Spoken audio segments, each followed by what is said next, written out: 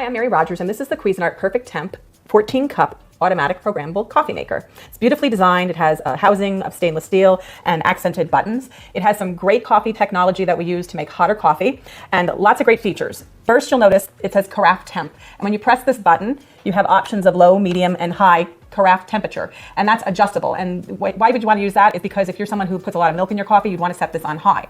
But if you don't put any additives in your coffee, you take it black and you want it a little bit cooler so you can drink it right away, you can use medium or low.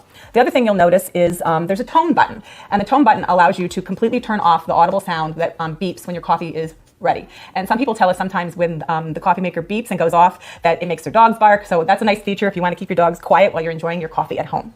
Here you'll notice there's a clean button, a bold button. So if you want your coffee to be have a bolder strength or flavor, you use that feature. Here's a brew off and auto off, programmable and auto on, and also a 1 to 4 cup setting. And the 1 to 4 cup setting is important to use when you're making 1 to 4 cups because it adjusts the brewing so that you still get a perfect cup of coffee in the end.